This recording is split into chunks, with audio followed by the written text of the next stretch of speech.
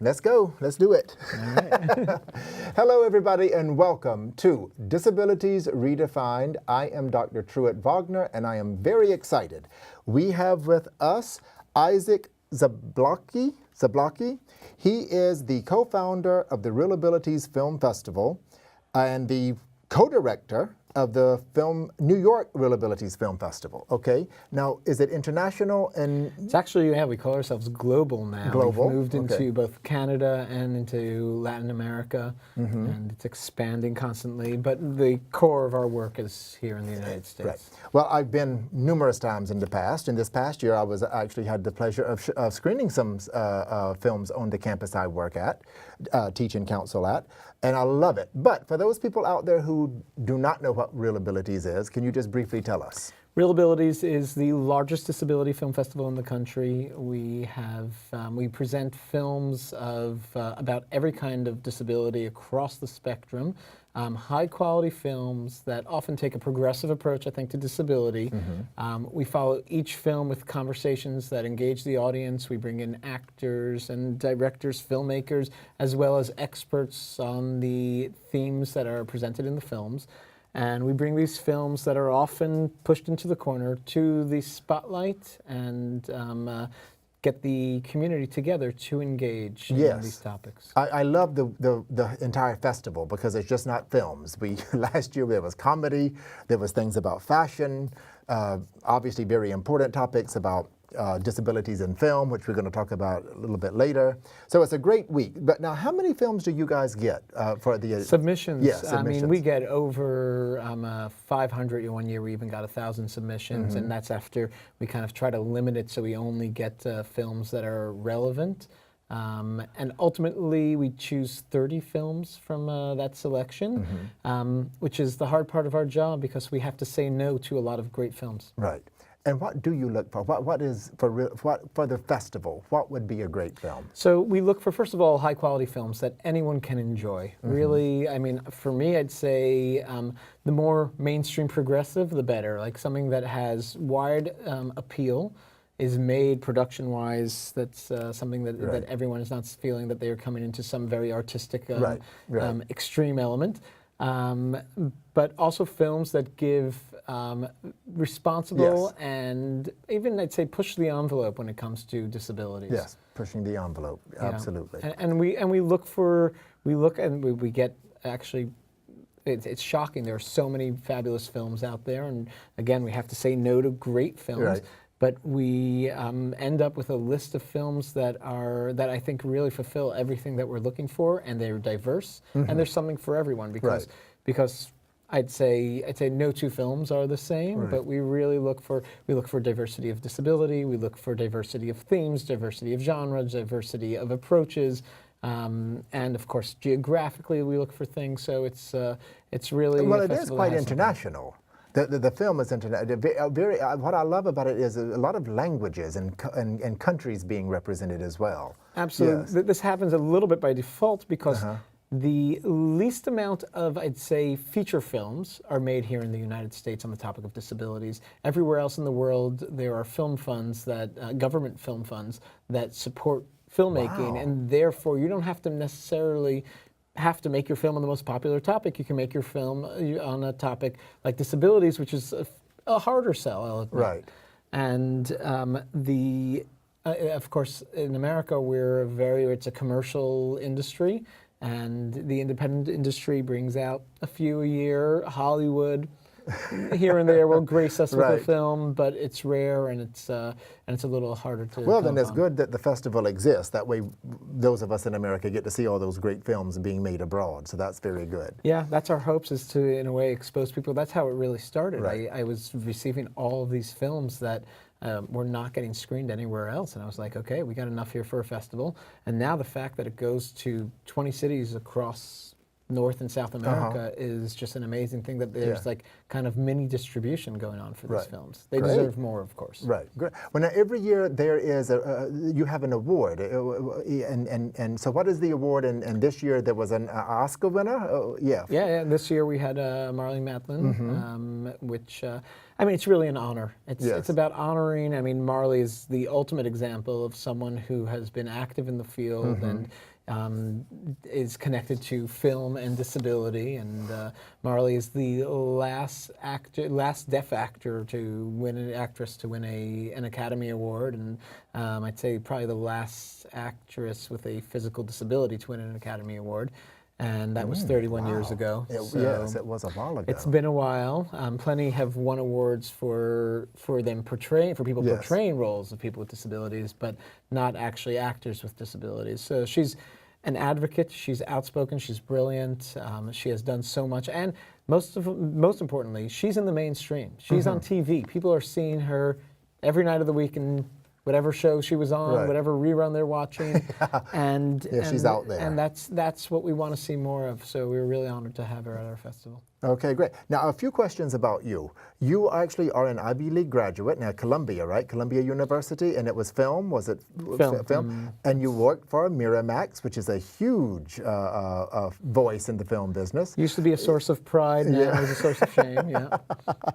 Well, what did you do at Miramax? Nothing exciting, I assure you. And actually, it was Miramax that drove me to the job that I'm in right now. I was going to ask, how did you go from, okay, yeah. I know, I very quickly understood that this is not what I want to be doing, and I actually feel that films are a very impactful medium and so important and so much more meaningful than I felt like that I was doing in my day-to-day work at Miramax, and I was, I made myself a promise that I would spend my life doing something meaningful. Right. And yes. I have to say, waking up every day, and the fact that in my signature in my email it says ReelAbilities Film Festival makes me proud of what I'm doing. Right. Well, you guys do a great job, and we are going to talk more about ReelAbilities when we get right back. We're coming right back. We do want to take a quick break, though.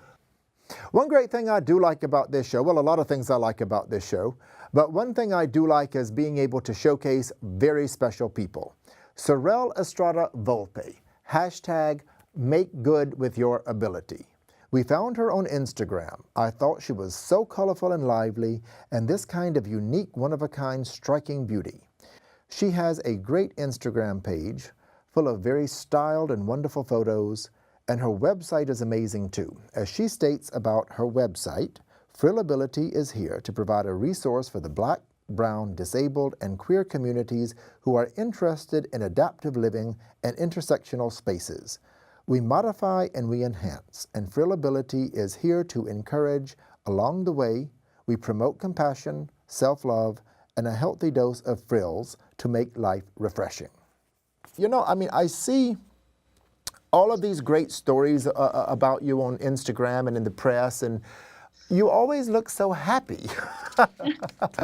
You know, what is the secret? What are you taking happy pills or something? Or what?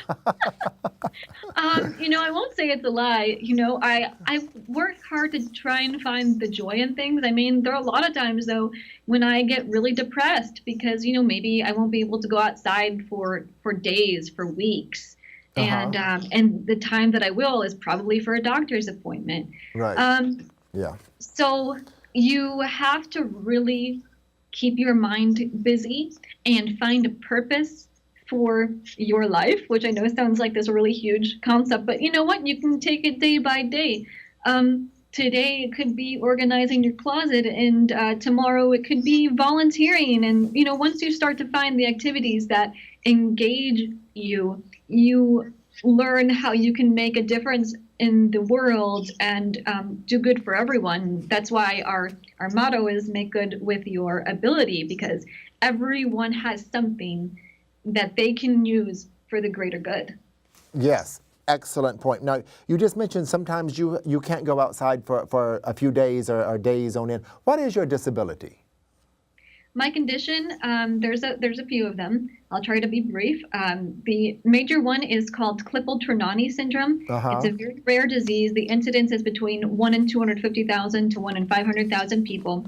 And it is characterized by, and we're going to get a little sciencey for a second, it's characterized That's by the okay. PIK3CA gene mutation, which is in the overgrowth spectrum. And there's other conditions that share it. For example, ovarian cancer. What I have is not cancer, but there's some similarities.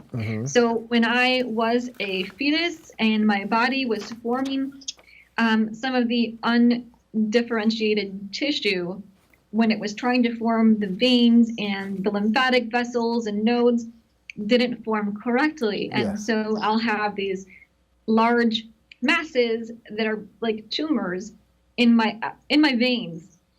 So if you can imagine, like, a vein is like a Twizzler, right? And mine will go from Twizzler to balloon to Twizzler. So it creates problems with circulation throughout the body. Like, it's not just limited to that one area, because it's, your circulatory system. And also I have less muscle mass where the tumors are, and it's kind of not something that you can build up again.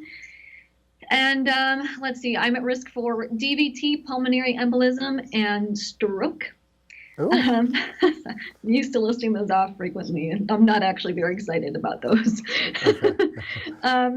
The other conditions I have are something called complex regional pain syndrome, which is the most painful chronic pain condition a human can have. And then, like, I'm not exaggerating, it's not hyperbole, it's like actually what I read, at least. And then I am autistic. And the first thing that I get from people is, oh, you don't look autistic, you don't seem autistic. And there's just so much to unpack there. But basically, a lot of us do something called social masking. So we Yes. make learned behaviors. And so we seem like all right for small social bursts. And then when you really get to know us, you see, what's up. But autism is just a brain difference. And it's not something that needs to be cured. I mean, you can get therapy like CPT to help you with things that are difficult in your life, and control your reactions to things. But being autistic is okay, and I really hope that everyone who is autistic hears that. Well, you know what? I'm going to go out of sequence. I spoke, for those of you out there, I spoke with this young lady yesterday, had a great time speaking to her. We tried so many times to have a conversation. Most of my guests I do speak to before they come on the show. And I had who was that little creature there? Oh, this is Carl. Oh my God, he's gorgeous. I have questions here, but you just brought up something that I really want to concentrate on now. So I'm going to go out of the sequence of questions for a little bit, because you said that you hope everyone who is autistic hears what you just said. And that really does make me feel very happy that you're on this show, and that even this show exists, and that social media has made itself into the mainstream fabric of our culture. So now the question now is, what do you think about social media within the disabled population, as far as becoming a voice or a role model and getting your message out there? Well, first, I think, and thank you. I'm so happy that you are a show as well. I'm so happy that you exist as an entity and as an individual. It's so exciting to have more disability representation in the media. And in terms of social media, I think, again, so many disabled people have many less social opportunities, to meet people, to regularly go out, because most of us, some can't go out at all. Some go out less frequently, like myself. And when you're kept in a room a lot of the time, you go kind of crazy, and so it's like this portal to places all over the world, and it allows you to make friendships, and even if they're like not best friends, you're having some sort of social connection. Yes. On the darker side of disability media and online media, there are some qualms that I have that mostly have to do with like a lack of intersectionality.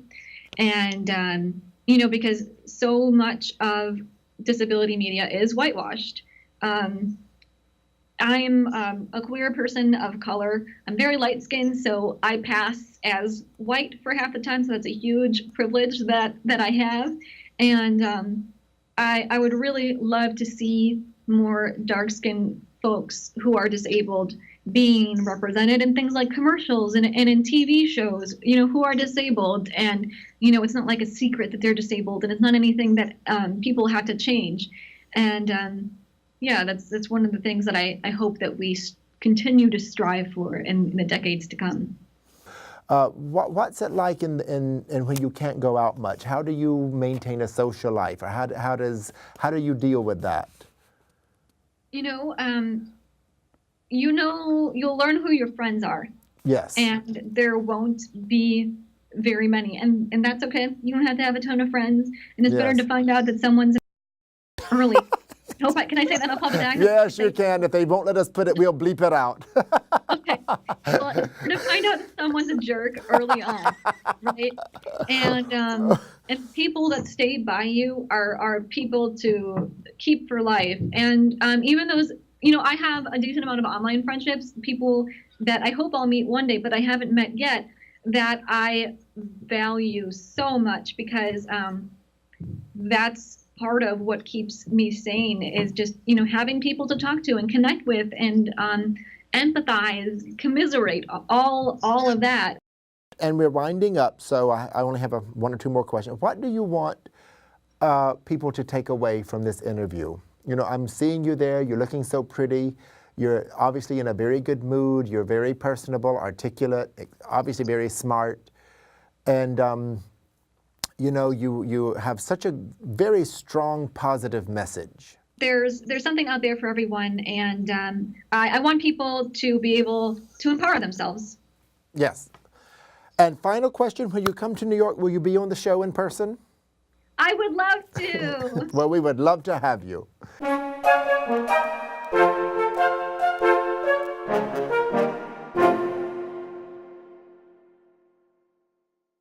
I think now I want to get into some of the things that Sorel just spoke about. For example, like inclusion and representation, and just overall the presence of the disabled population in social media as well as film.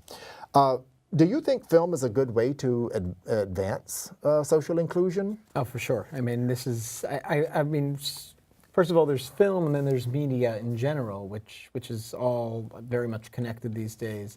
And it's definitely the way I think people perceive the world. I think often life mimics art in this case. And people see a movie and they see a TV show about a workplace. And if you're not seeing people with disabilities in that workplace, then you're not going to think about hiring a person with a disability in your workplace necessarily. Yeah, that's a very good point. It's definitely something that trickles down. I think it needs to happen in the most subtle way, not hitting people over the head with it. Another question, and again, it's always sparks a little controversy, is the authentic portrayal of disabled characters in Hollywood. Now, that of course is we're not going to really go into every corner of that. Yes, that is a complicated topic. But overall, what do you think of that? So I mean, overall, there's a lack of representation of people with disabilities in Hollywood in general. The roles of people with disability, where people with disabilities actually play either people with disabilities or not, the roles that people with disabilities are getting are even fewer, which is something that needs to be fixed, and often that takes some compensating for. Right. ReelAbilities in general, what I look for and what I think our festival looks for are responsible representations. I think that's the most important thing. I think representations need to go through the research. They need to be done with an attempt to include people with disabilities.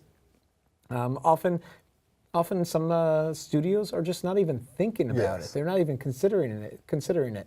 I think you have to know that this is we're in a woke world now, and I think people need to know that you can't talk about any minority population without including them, without doing the right kind of research, without knowing what the terminology is, without knowing enough of the background. And I mean, we're very responsible with that, in ReelAbilities, looking for these kind of representations. I'll also say the last 2 years, we've had 100% authentic representations in all of our films, which is amazing to see. And that's something that's great, and that's something that we're looking to push, and that's something that we want to push into the mainstream more. Right. Is it the only way to go? I don't think so. Where does the concept of acting, and I guess you could say a transformation, come in?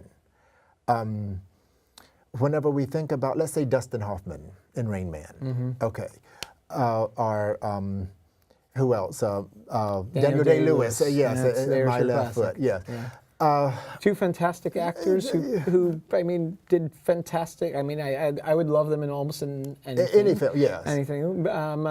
I mean, I always give Rain Man as kind of an example of I mean, a fantastic performance, a very well-written film, did so much damage to the autism community. Now, now they're trying to correct that. For many years, people thought autistic meant someone who can, like, count, the autism savant that we're seeing there in that film, that you can, like, count cards. That's a very important point. Yes, he was more of a savant. Yes, so a that's savant, definitely problematic. That's not Dustin Hoffman's problem there.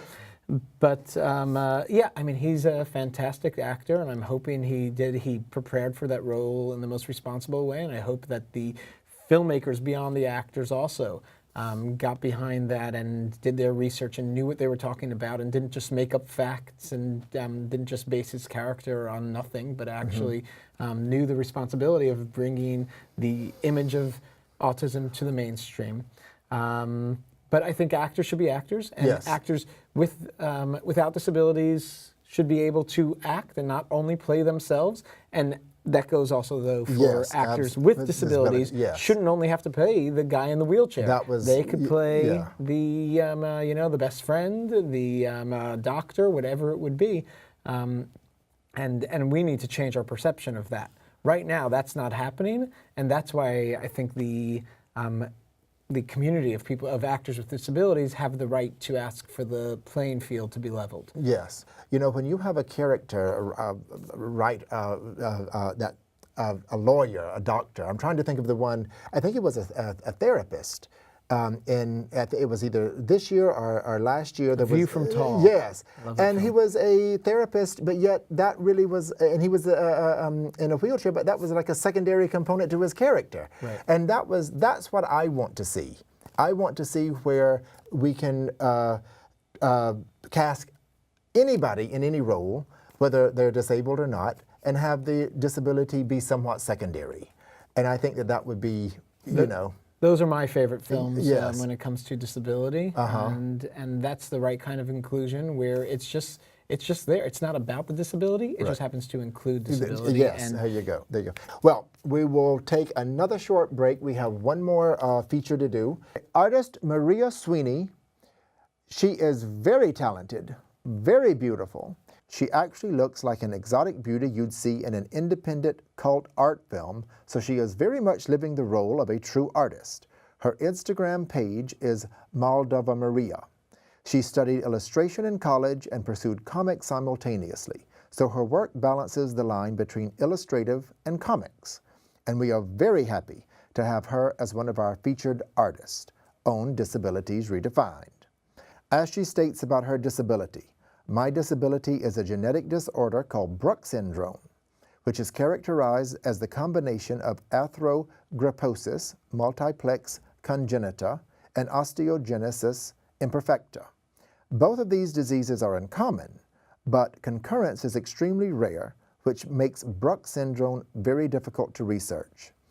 What has art meant to her and her life? As she states, art is my career and my livelihood. It is both a necessity in my life and a constant challenge. I am grateful that I have something that I am passionate about every day.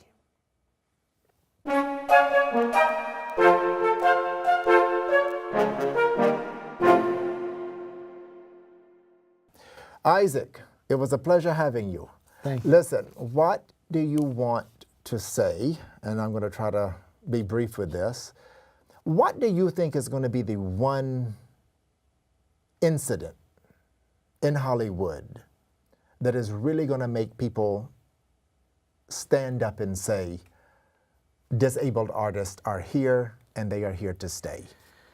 Ooh, that's a tough one. Yeah, do we need a Me Too moment for actors and people with disabilities in general? I mean, right now, whenever an organization or Hollywood or really anyone is making a list of all the disabilities they're trying to be more inclusive with, they often are forgetting the largest minority in America, which are people with disabilities. Right. And this is something that I hope will change, and I think needs definitely a lot of awareness. I'm hoping for the day where ReelAbilities becomes something that is unnecessary, because people with disabilities are completely part of the images we see on the screen, and I'm hoping that these films get into the mainstream more often. That ReelAbilities Film Festival just wouldn't make sense anymore. But, right. For now, I think my job is secure for the next few years, unfortunately, because we have a long way to go. Well, I love ReelAbilities. I always enjoy seeing the movies you guys offer. I love being a part of it last year, and again, the upcoming year, I hope I'll even be more involved. And we hope we can do something together then, because I think it's a great festival, and you do a great job. And we very, very much want to say thank you for being here today. And the conversation was great. Thank you very much. Thank you. Thank you. Take care. We hope to have ReelAbilities here on your show. Oh, we would love to have you. Yeah, absolutely. Wonderful. Anytime. Well, no, not anytime. When the festival. But do you know when it's going to be? It's going to be early April next Early year. April. Well, early April, you'll be back, and bring anybody you want to bring with you. It would be a pleasure. Guys, I will see you next week. I am Dr. Truett Wagner. This is Disabilities Redefined, and it's been great. Talk to you soon.